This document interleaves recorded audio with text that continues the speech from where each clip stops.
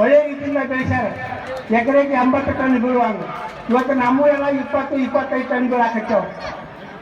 ಇದು ನಮ್ಮ ಅಲಕ್ಷತನದಿಂದ ಆಗಾಕತ್ತೈತೆ ಅನ್ನುವಂಥ ಮಾತನ್ನು ಈ ಸಂದರ್ಭದಲ್ಲಿ ಹೇಳುತ್ತಾ, ಇನ್ನು ಈ ರಾಜ್ಯದ ಮುಖ್ಯಮಂತ್ರಿಯಾಗಿರ್ತಕ್ಕಂಥ ಸಿದ್ದರಾಮಯ್ಯ ಸಾಹೇಬರು, DK ಶಿವಕುಮಾರ್ ಅವರು ಹಾಗೂ ನಿಮ್ಮೆಲ್ಲರ ನೆಚ್ಚಿನ ನಾಯಕರಾಗಿರ್ತಕ್ಕಂಥ JT ಪಾಟೀಲ್ ಕೂಡ ನಮಗೊಂದು ಗ್ಯಾರಂಟಿ ಯೋಜನೆಯ ಅಧ್ಯಕ್ಷನನ್ನು ಮಾಡಿ ಒಂದು ಗುರುತರವಾದ ಜವಾಬ್ದಾರಿಯನ್ನು ಕೂಡ ಕೊಟ್ಟಿದ್ದಕ್ಕೆ ಇವತ್ತು ನೋಡ್ರಿ, ನಮ್ಮ ಸರ್ಕಾರ ಸ್ತ್ರೀ ಶಕ್ತಿ ಯೋಜನೆಯನ್ನು ಕೊಟ್ಟಿದೆ.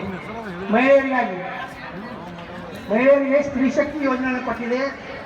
ಪ್ರತಿಯೊಬ್ಬರಿಗೆ ಗೃಹ ಜ್ಯೋತಿಯನ್ನು ಕೊಟ್ಟಿದೆ, ಅನ್ನಭಾಗ್ಯವನ್ನು ಕೊಟ್ಟಿದೆ, ಗೃಹಲಕ್ಷ್ಮಿಯನ್ನು ಕೊಟ್ಟಿದೆ, ಯುವಕರಿಗಾಗಿ ಯುವ ನಿಧಿಯನ್ನು ಕೊಟ್ಟಿದ್ದೇನೆ. ಪ್ರತಿ ತಿಂಗಳ 13 ಕೋಟಿ ರೂಪಾಯಿ, ಒಂದು ವರ್ಷಕ್ಕೆ 150 ಕೋಟಿ ರೂಪಾಯಿ ಅನುದಾನ ಸರ್ಕಾರದಿಂದ ಈ ಯೋಜನೆಗಳಿಗೆ ಬರ್ತವೆ. ಶಾಸಕರು ಏನು ಮಾಡ್ಯಾರ, ಕರ್ನಾಟಕ ಸರ್ಕಾರ ಏನು ಮಾಡ್ಯಾರ, ಸಿದ್ದರಾಮಯ್ಯನವ್ರಿಗೆ ಏನು ಮಾಡ್ಯಾರ ಅಂತೇಳಿ ಮಾತಾಡೋರು ಸ್ವಲ್ಪ ಇದ್ರ ಬಗ್ಗೆ ಗಮನ ಕೊಡಬೇಕು. 150 ಕೋಟಿ ರೂಪಾಯಿ ಇದಕ್ಕೆ ಯಾರು ಮಾಡಿದ್ರು? ದಲ್ಲಾಳಿಗಳಿಲ್ಲ. ಬೀಳಿಗೆ ತಾಲೂಕದ ಅನುದಾನ ಇದು ಒಳ್ಳೆ ಬೀಳಿಗೆ ಮತಕ್ಷೇತ್ರಕ್ಕಲ್ಲ, ಬೀಳಿಗೆ ತಾಲೂಕದ ಒಂದು ತಿಂಗಳಿಗೆ 13 ಕೋಟಿ, ಒಂದು ವರ್ಷಕ್ಕೆ 150 ಕೋಟಿ ರೂಪಾಯಿ ಅನುದಾನ ಇವತ್ತು ಎಲ್ಲ ಯೋಜನೆಗಳಿಂದ ದೊರೆಯಕತ್ತಾರೆ. ಮತ್ತು ಅಷ್ಟೇ ಅಲ್ಲದ ನಮ್ಮ ನಾಯಕರು ಮೊದಲು ಅಣುವಾಣಿ ಸೇತುವೆಯನ್ನು ಕೂಡ ಹೋರಾಟ ಮಾಡಿ ಪ್ರಾರಂಭ ಮಾಡಿದರು. ತದನಂತರ ಅವಾಗ ಅಣುವಾಣಿ ಸೇತುವೆ ಇರಲಾರ್ದಾಗ ನಾವು ಬಾಗಲಕೋಟೆ ಹೋಗ್ಬೇಕಂತ ಮುಗೋಳಿಂದ ಮಕ್ಕಳು ಮುಗೋಳ್ಕೊಂಡು ಹೋಗಿ ಸುತ್ತಾಡಿ ಒಂದು ದಿವಸ ಹಾಕಿತ್ತು ಹೋಗಾಕ. ಅದನ್ನು ಮನಗಂಡು ಸ್ಟ್ರೈಕ್ ಮಾಡಿ ಅಣುವಾಣಿ ಸೇತುವೆಯನ್ನು ಮಾಡಿಕೊಟ್ರು. ಮತ್ತು ತದನಂತರ ಕೊರ್ತಿಕೊಳ್ಳ ಸೇತುವೆಯನ್ನು ಮಾಡಿದರು. ಮೊದಲು ಮುಳುಗಡೆ ಆದವರಿಗೆ 3-4 ಸಾವಿರ ರೂಪಾಯಿ ಸಿಕ್ಕಿಲ್ಲ. ಇದಕ್ಕೆ ಮುಂದೆ ಇವರು ಹೋರಾಟ ಮಾಡಿದಾಗ 1.5 ಲಕ್ಷ ರೂಪಾಯಿ ತನಕನೂ ಹೋರಾಟ ಮಾಡಿಕೊಟ್ರು. ಈಗ ಮೊನ್ನೆ ನೀರಾವರಿಗೆ 40 ಲಕ್ಷ, ವನಭೂಮಿಗೆ 30 ಲಕ್ಷ. ಇಂಥ ಒಂದು ಹೋರಾಟದ ಮನೋಭಾವನೆಯಿಂದ ಕೆಲಸವನ್ನು ಮಾಡುವಂಥ ಪ್ರವೃತ್ತಿ ಯಾರಾದರೂ ಇದ್ರೆ ನಮ್ಮ ನಾಯಕರು JT ಪಾಟೀಲ್ ಇರ್ಬೋದು.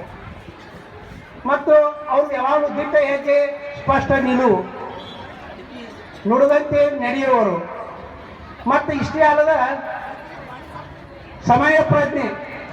7 ಗಂಟೆ ಅಂದರೆ 7 ಗಂಟೆಗೆ ಅಲ್ಲಿ ಇರಬೇಕು ಅವ್ರು ಸಾಹೇಬರು.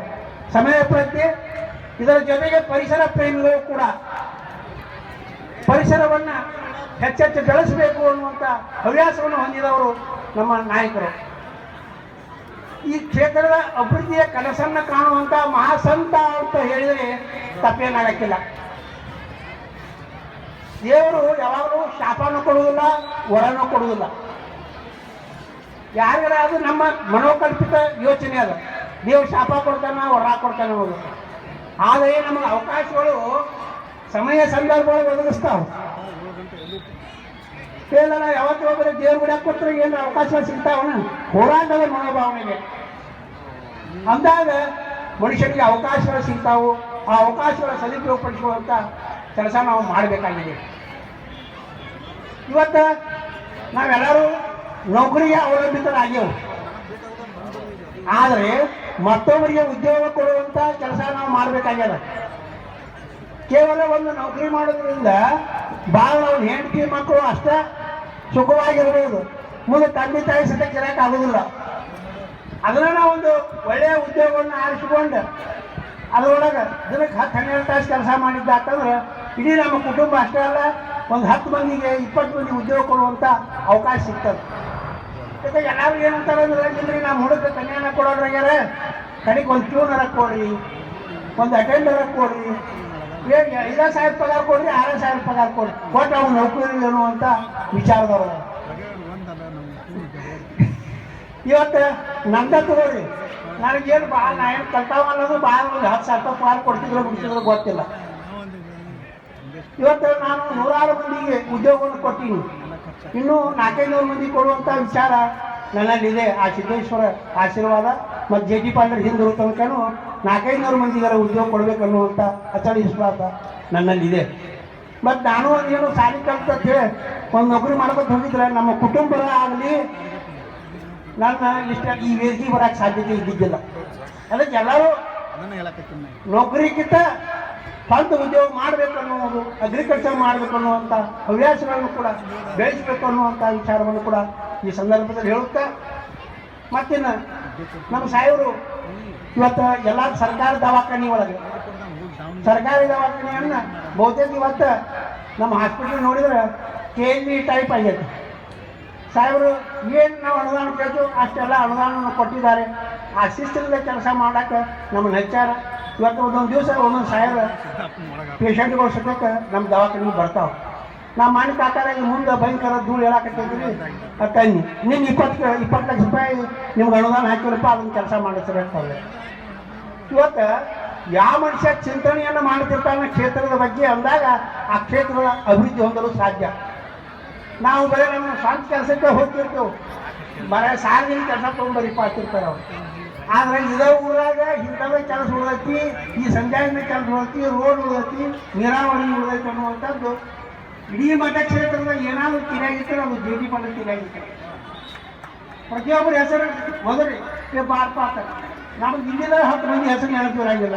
ಇಂಥ ಮೆಮೊರಿ ಪವರ್ ಈ ಇಡೀ ವಯಸ್ಸಿನಲ್ಲಿ ಐತಂದ್ರೆ ಅವ್ರು ಸಂತರು ಅಂತ ಹೇಳಿದ್ರೆ ತಪ್ಪೇನಾಗಿತ್ತಿಲ್ಲ ಅನ್ನುವಂಥ ಮಾತನ್ನು ಸಂದರ್ಭದಲ್ಲಿ ಹೇಳುತ್ತಾ,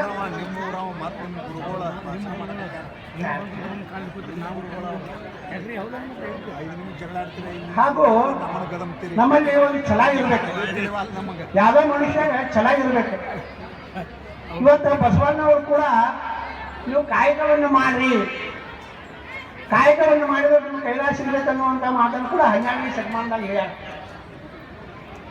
ಯಾವ ಮನುಷ್ಯ ಕಾಯಕದಲ್ಲಿ ವಿಶ್ವಾಸವನ್ನು ಇಟ್ಟುಕೊಂಡು ಕಾಯಕವನ್ನು ಮಾಡಿದ್ದಾತಂದ್ರೆ ಆ ಮನುಷ್ಯ ಜೀವನದಲ್ಲಿ ಪ್ರಗತಿಯನ್ನು ಹೊಂದಲು ಸಾಧ್ಯ ಆಗ್ತದೆ ಅನ್ನುವಂಥ ಮಾತನ್ನು ಈ ಸಂದರ್ಭದಲ್ಲಿ ಹೇಳಿ, ನನಗೇನು ಇಲ್ಲಿ ಮಾತನಾಡಲು ಅವಕಾಶ ಮಾಡಿಕೊಟ್ಟಂಥ ಗಣರಾಜ್ಯೋತ್ಸವ ಸಮಿತಿಯ ಅಧ್ಯಕ್ಷರಿಗೆ ಹಾಗೂ ಎಲ್ಲರಿಗೆ ವಂದಿಸಿ ಇನ್ನೊಂದು 2 ಮಾತುಗಳನ್ನು ಮುಗಿಸ್ತೇನೆ. ಜೈ ಹಿಂದ್.